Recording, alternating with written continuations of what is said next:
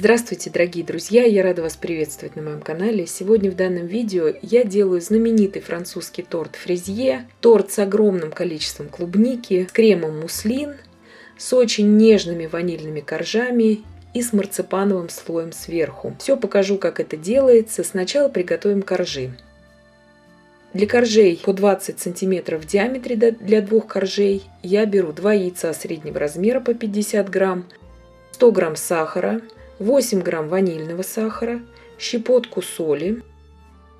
И примерно 2 минуты я все это повзбиваю миксером. Больше здесь взбивать нет смысла. Вообще в оригинальном рецепте для коржей берется бисквит Женуаз. На моем канале уже есть 2 видео с бисквитом Женуаз. Проходите по ссылке и смотрите по этим ссылкам. 50 грамм молока, миллилитров молока, это одно и то же, комнатной температуры обязательно, и 50 грамм растительного масла без запаха. Также все это просто пробьем миксером буквально полминуты, чтобы все это соединилось. 125 грамм муки, обычной пшеничной муки, просеиваем, и 6 грамм разрыхлителя. 6 грамм разрыхлителя – это 2 чайных ложки без горки. И все это просто перемешаю также миксером. Лопаткой я здесь ничего не перемешиваю. У меня уже разогрета духовка на 175 градусов Цельсия. В 2 формах без дна, вот в таких кольцах, я буду выпекать ровно 15 минут. Коржи пекутся очень быстро и получаются идеально ровными, именно по этому рецепту. Очень хорошо использовать вот для таких тортов с большой обильной начинкой. Прошло у меня сейчас 15 минут. Коржи выпеклись идеально ровными. Проверяем их готовность шпажкой деревянной. Она выходит сухая и чистая. Как только я могу дотрагиваться до формы, освобождаю корж от формы. И вот такой идеально ровный он получается. Если не сразу нам нужно использовать корж, заверните его в пищевую пленку и можете его хранить в холодильнике несколько дней. Для этого торта всегда используется крем-муслин. Крем-муслин я готовила в предыдущем видео. Это французский знаменитый заварной крем на желтках. Проходите по ссылке в описании и смотрите, как я его готовлю. На приготовление данного торта 20 сантиметров в диаметре у меня ушло 1,5 порции крема-муслин. Я все это подробно напишу в описании. Я показываю для тех, у кого нет ацетатной пленки, чтобы собрать этот торт. Я беру бумагу для выпечки, смазываю ее подсолнечным маслом и слегка промакиваю бумажным одноразовым полотенцем.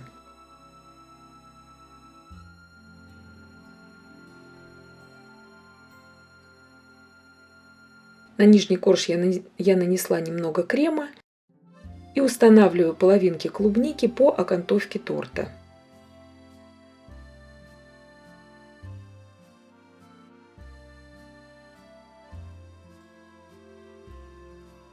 Центр торта я полностью заполняю целиковыми клубничками. На данный торт у меня ушло примерно полкилограмма клубники свежей.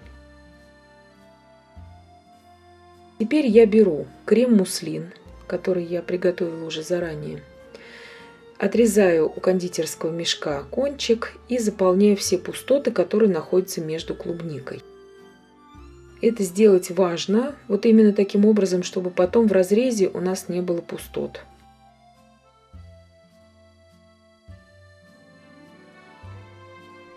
Здесь у меня, как я уже сказала, ушло 1,5 порции крема. Вы же можете только слегка прикрыть кремом клубнику, не делать такой еще большой слой крема сверху, и тогда вам понадобится всего 1 порция. Плюс я еще украшала кремом сверху торт. То есть смело можно готовить и 1 порцию. Разравниваем, накрываем 2 коржом и отправляем в холодильник примерно на 4 часа. И еще раз говорю, что для этого торта в оригинальном рецепте берется французский бисквит Женуаз. 2 подробнейших видео по бисквиту Женуаз есть уже на моем канале и ручным миксером, и планетарным. Проходите по ссылке в описании и смотрите. Здесь у меня прошло уже примерно 4 часа. Я торт достала из холодильника. Ему это достаточно. Крем стабилизировался. Очень легко бока торта освобождаются от пергаментной бумаги, пекарской бумаги. Идеально ровно все получается сразу. Тонким слоем крема я накрываю верхний корж и ставлю буквально на 10 минут в холодильник. И сейчас я приготовлю марципановую массу. Здесь у меня 100 грамм миндальной муки, просеиваю ее. Также просеиваю туда же 100 грамм сахарной пудры. Меня очень многие просили в комментариях приготовить именно марципан. Готовится он очень просто и очень быстро. Слегка перемешиваю и добавляю туда, обязательно нужно добавить экстракт горького миндаля, чтобы был вот этот самый марципановый запах. Без него это будет уже не то, просто будет вот миндальная масса сладкая.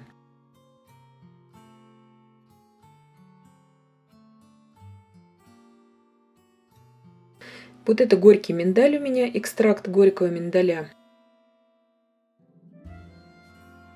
И 15 грамм миллилитров воды. Можете добавить 10, смотрите по консистенции. Главное, чтобы ваша масса не рассыпалась и держала форму. Я напишу в описании 10-15 мл. Лучше добавляйте по капельке. И смотрите, как она у вас будет держать форму. Сейчас по желанию можно окрасить массу. Можно ее сразу было окрасить. Я окрашиваю в зеленый цвет. Мне захотелось вот именно такой торт сделать. Все это перемешиваю.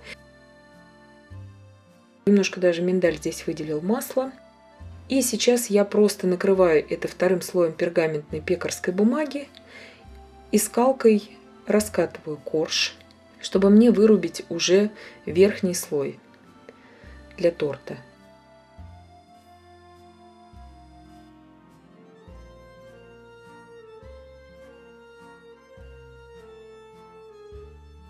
В Германии, где я живу, очень часто торты в кондитерских, в немецких, в булочных покрывают именно миндальным марципановым слоем.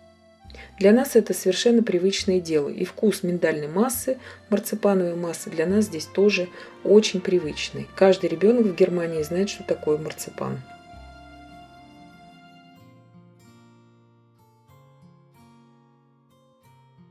И украшаю также тортик половинками клубники, и торт готов.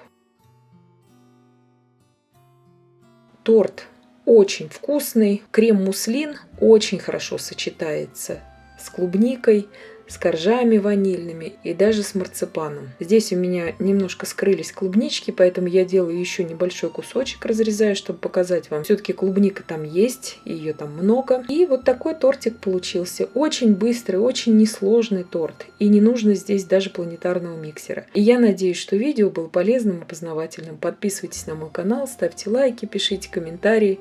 Я всем желаю больших успехов и до встречи в новых видео.